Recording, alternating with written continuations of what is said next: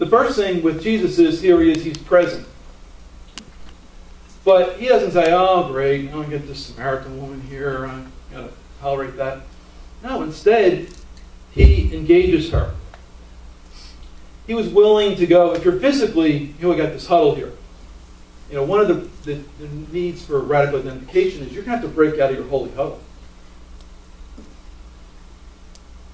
I know Christians who they spend their whole life, if you did a map, like a MapQuest sort of jumping map, they pretty much spend their whole life jumping from one Christian event and activity to another. And it's, it's like, it's good that we're together today. That's very important. Scripture supports that. But, it's like every day of the week, you're at another Christian event. When do you ever have any time to ever interact with anyone who doesn't know the Lord? Or even spend time with your family? Just be a human being for a time. And it is a problem for us because we, as Christians, we love being together. We're like a family. Who would you rather hang out with on a Sunday afternoon than your own family? Of course we want to be together. But God says that's not what it's all about. There's more things at stake here than just simply us having a wonderful family meal every single night of the week and just being with the people that we love most. We need to be emotionally available and spiritually sensitive and responsive to the Spirit's leading. Jesus had a great advantage because as God in flesh, he knew her whole story as soon as she walked up. It'd be nice if we had that advantage. Some guy's trying to get, I saw something about, Harry was talking about trying to get a date or something. If he could know what the girl was thinking before she even said anything, man, that'd be great. He could head her off the path and maybe wow her in some way. But we don't have the advantage of Jesus, of his all-knowingness and his ability to see into the heart. But have you ever been in a situation, I know I have, where you get in line with somebody and they make some comment to you, and you say, that was kind of a spiritual comment there. That's interesting. Maybe you're on a plane with somebody. Hey, now I got to prepare for this business trip. I got to do my PowerPoint or whatever. The Spirit's provoking you to do something, and you're saying, that's crazy. What are you talking about? Talk to them. Give that person a ride or invite them to your house for dinner. What are you saying? That's crazy. It's crazy talk. The crazy part of my mind has put this idea in my head, and I'm just going to ignore that. But you know what?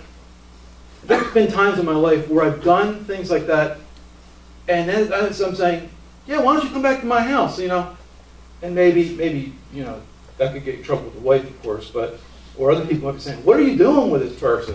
Why are you, this guy could be trying to rip you off or steal from you or, gonna rob you.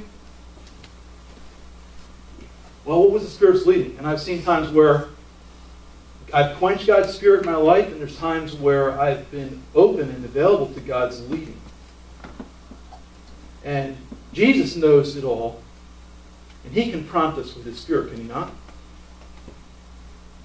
And there's times where every single one of us, I challenge you this week, pray and say, Lord, this week, bring somebody unexpected into my path, somebody that may make me uncomfortable, but needs to hear from you. And I guarantee you what will happen if you do it, if you pray it. But you know what? You may miss it, because it may not be till next morning you go, oh, that was it. And I just walked away from that opportunity. The guy in the Wawa came up to me and said, did I have a buck or whatever? It may come to you in not the most pleasant forms, but God will send people to you. And along those lines, it involves taking risks. So that'll be our next taking risks. I always wish I could surf. One of these days I'm going to try it and look like a complete fool doing it. But, you can't catch a good wave if you're not willing to get in that curl, right? You'll just be in the little funny waves. But we have to take risks. We have to get outside our comfort zone. It's going to involve rejection, awkward moments. Here's Jesus with this woman at the well. He says, they're giving me a drink. She says to him, you want me, a Samaritan woman, to give you, a Jew, a drink of water? What's wrong with this picture here? She could have said, you know what? The blank with you, and he's thinking Jewish whatever, you know, and who do you think you're talking to? I'm going to go get my buddies. We'll give you a good time here. What are you trying to do? What's this all about? Are you trying to cause trouble here? Your motives are going to be questioned. When Jesus, it says, when his disciples returned after he had this encounter with the woman, his disciples, it says, if you look in John 4, it said, and if you skip over,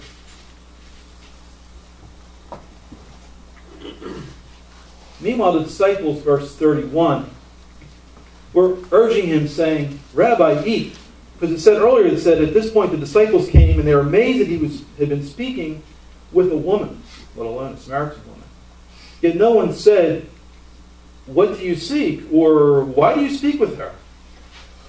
What's very clearly implied here is the disciples were a little edgy, like, what is going on with Jesus? He's talking to this woman. She's not a nice girl.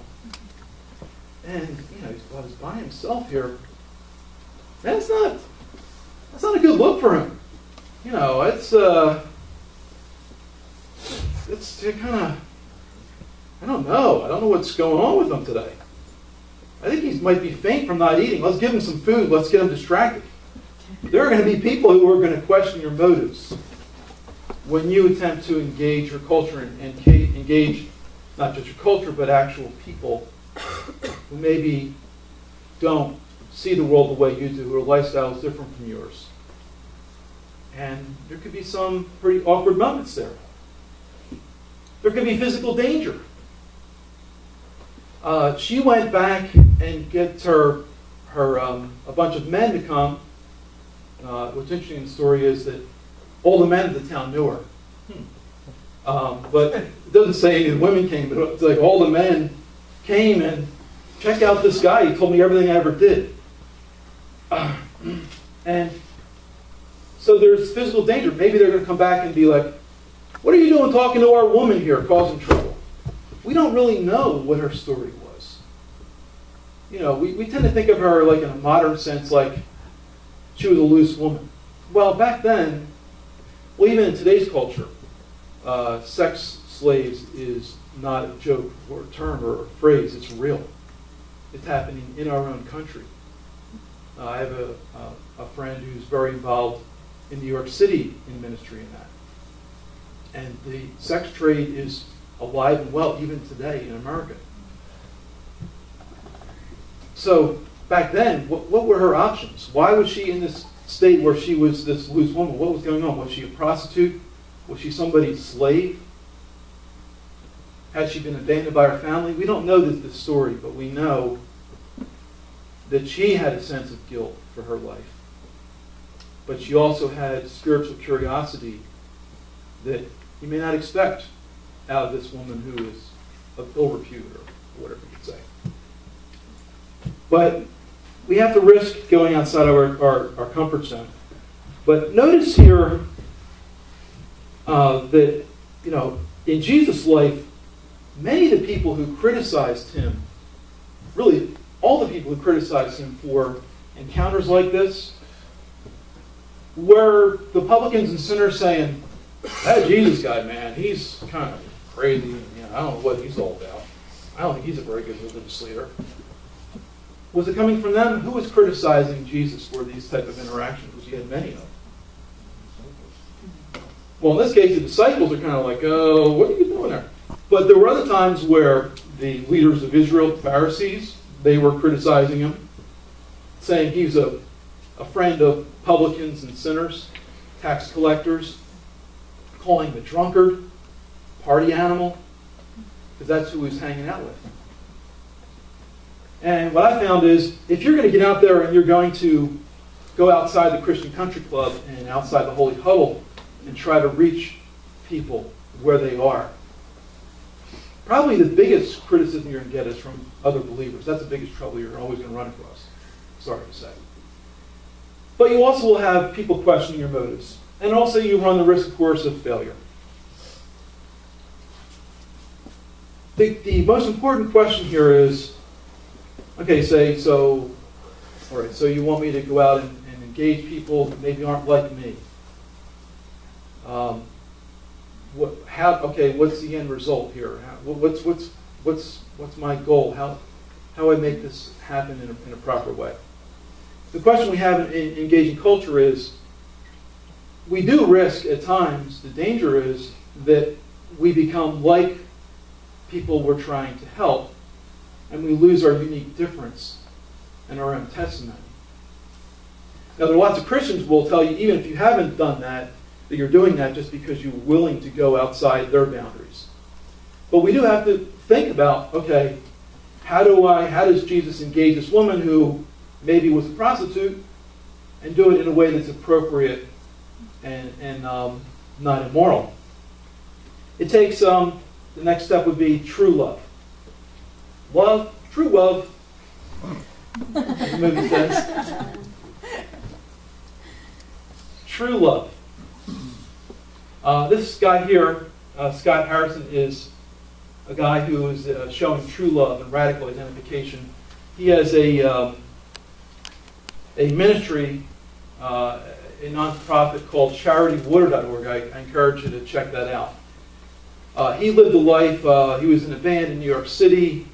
He became involved in doing all types of partying and arranging parties for rock stars and other famous people.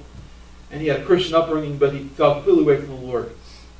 At a certain point, he became disgusted with the lifestyle he was leading. And he went on a year, I think it was a year. But he went away for a while, and he went on one of these mercy ships, and he visited places, third world countries, came back a changed person, and established charitywater.org. And this is him here standing with this young girl.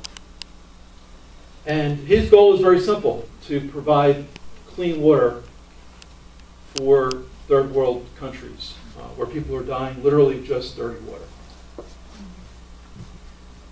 And he has a tremendous ministry. But the key to what makes his ministry effective is, when you hear his story, you hear him share about his life and how he was affected by his spiritual journey. There's an authenticity there that's unshakable, unmistakable. The world can spot a phony just as easily as anybody else can. If you're just simply merely trying to reach out to people, but you really don't care, it's just like a notch on your belt. Like, well, I shared the gospel 3 times this week. Put that in the report. People don't want to be just our end goals. And if you really don't have true love, you lack authenticity, it's never going to work. Jesus proved his authenticity very much up front by being willing to take this cup of water. In fact, that some translations could imply, he said, "Can I have a sip of water?" So here was Jesus.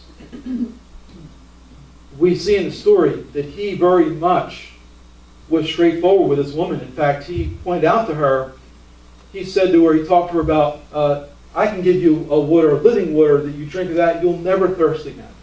And she says to him, "Sir, give me this water so I don't have to ever come back to this well." She was still tracking on the physical and not on the spiritual. She didn't get it at that point. So then he says to her, "Go and bring your husband and come back, and I'll tell you more." And she says, "Well, I have no husband." And that's where we see not just radical identification, but Jesus as a truth sayer, his radical difference, that he is holy and pure. He says to her, "You said very, very accurately you have no husband. The man you're with right now isn't your husband, and neither were the 5 other guys."